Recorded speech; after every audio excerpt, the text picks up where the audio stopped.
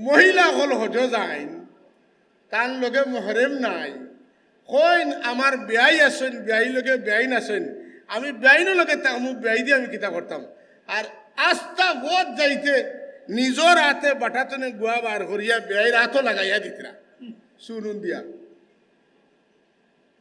উচ্চ নি কিতা কইছি হিনো যাওয়ার বাদে উপায় নাই অতন না স্বামীয়ে স্ত্রী লইয়া গিয়া মা ফুয়ায় মারে লইয়া গিয়া বাইয়ে বইন্ডে লইয়া গিয়া হেফাজত করিয়া সব কাম করানি বড় কঠিন এত সত্ত্বেও আপনি কইটা বেআইনের লগে থাকবা আপনার যদি অভিভাবক না থাকেন মহরেম পুরুষ যদি না থাকেন আপনার উপরে তো হজ অলরেডি ফরজও নাই তাইলে আপনি আল্লাহরই নির্দেশ কেন উল্টাইয়া গুনার কাম করাত আপনি যাইতরা আপনার লাগি হজটা তো হজ নাই আপনার লাগি হজ হই যার গুনার কাম হোকা নাউজুবিল্লাহ শুনতে যদিও কাঁচা লাখান লাগে কিন্তু কথাটা ওলাও কারণ আপনি ফরমাতো পড়া না আপনি কিলা কিতা করবা হজ করবা আপনার উপরে এই সময় তো হজ ফরজ নাই কারণ এই শর্ত যদি ফিল আপ না হয় তাইলে হজর দাওরার ভিতরে আপনি হামাইছেন না আপনি হজ করবা কিলা ওকে নাউজুবিল্লাহ মিন জালিক যে কারণে আপনার আমার মনে রাখা দরকার যে আমরা যে কইয়ার বলে আমার কিতা আমার বেআইলকে আমি যাই গিয়া বেআইলকে গেলে হজ হইতো নাই আমার দেওরের লগে যাই গিয়া ওইতো নাই কতদিন না আমার পুত্রার লগে যাই গি ওইতো নাই ইটা মাত বাদ দিলে কা ইটা হজ নাই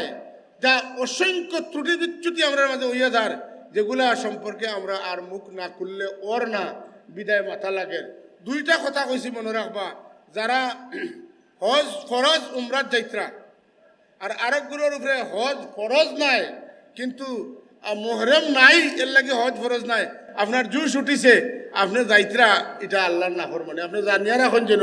এখন আপনারা তো জানেন যে হজ উমরাত যাইতে হইলে বেটিন তোর মহরম লাগতো না আগে তো হজ উমরাত যাইতে হইলে প্রাপ্তবয়স্ক না হইলে পরিমাণ বয়স না হইলে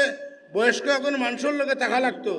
আর মহিলা হইলে তার লগে মহরম পুরুষ ডকুমেন্ট দেওয়া লাগতো যে এই না আমার ভাই এই না আমার বাপ এই না আমার ভুয়া এখন তো এটা নাই সরকারে উঠাই দিছে ভিজিটও জেলা যাইতে যাও তুমি গুণা করতে আমার কিত হইল তুমি হোটেলে বেঠি মানুষ একলা রইতে আমার কিত হইল আমার পয়সা কোন ভাইবা এই যে সৌদি আরবের উপরে আক্রমণের একদিক তো কষ্ট লাগে কিন্তু আল্লাহ নারাজ হয়ে গেছেন আল্লাহর গজব লামেরাইয়া কারণ গুনার খামরে সৌদি সরকারে হালাল করে দিলাইছে অথন না গুনার খামরে সৌদি সরকারে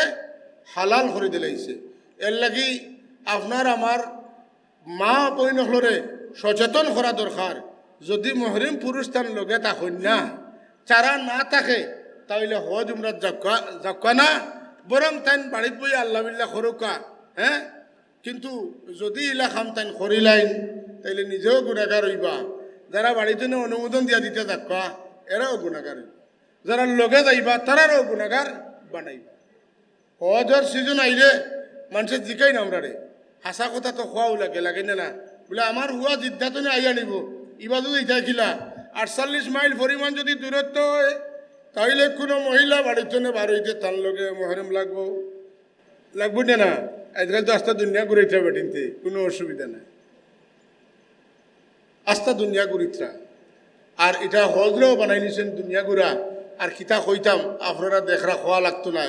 এহরামর কাপড় গাত লাগাইয়া আল্লাহর ঘর ফিসে রাখিয়া সেলফি তুলরা মাথিন না এহরামর কাপড় লাগাইয়া বেটিন তোর মুখর পর্দা লাগে না মুখ গুড়তা না করিয়া কিন্তু এটার তো আরো বিকল্প নিয়ম আছে বিকল্প নিয়ম না গিয়া মুখ খোলার সুযোগ পাইয়া স্বামী স্ত্রী দুইজনে একবারে বাচ্চা উড়ে লইয়া আল্লাহর ঘর ফিসে রাখিয়া ফটো তুলিয়া ফেসবুকে ছাড়রা যে আমরা আইয়া পৌঁছে গেছি আমরা খামো লাগি গেছি আমরা স্টার্ট দিলাইছি আমরা স্টার্ট বন্ধ করলেছি সবটা আমরা জমজমের পানি খাইয়ার আমরা ওটা করি আর সারাটা দিন হজ গেছো না ফটো তোলাত গেছো হজ কিতা লাগি খরইন হজ খেনে খরইন ইতার ধ্যান বিয়ান ছাড়িয়া বহুত গুনার কাম করিয়া মনে মনে কইটা উমরা তাই গেছেন আর উমরা তো আইয়া জিকেই লেখানো গেছে বলে হজ গেছিলাম উমরা তো হজ নাই হজ তো উমরা নাই উমরা হইলে হজ্জে আসগর আর হজ হইলে হজ্জে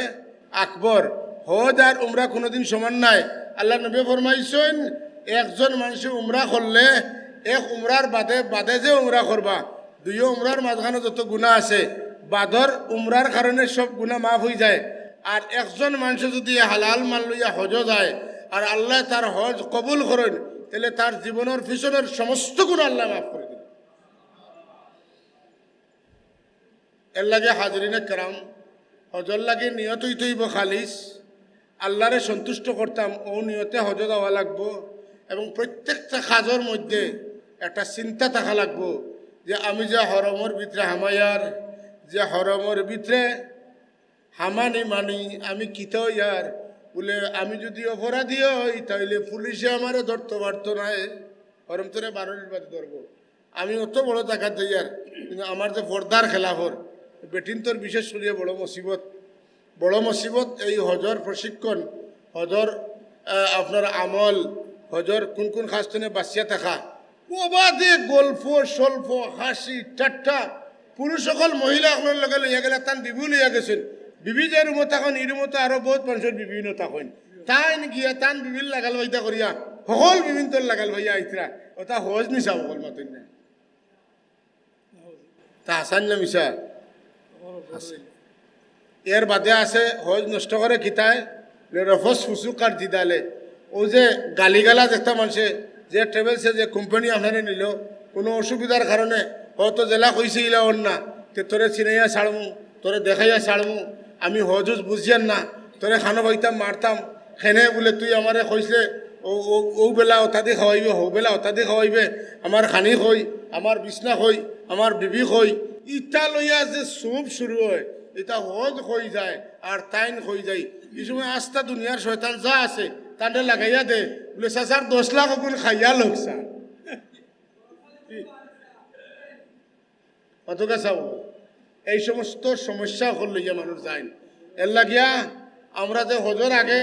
যে তা আলোচনার সুযোগ হয় প্রায় জায়গা তো হজ সম্পর্কে 2-4টা কথা করার চেষ্টা করি আর যদি কোনো মানুষে শুনে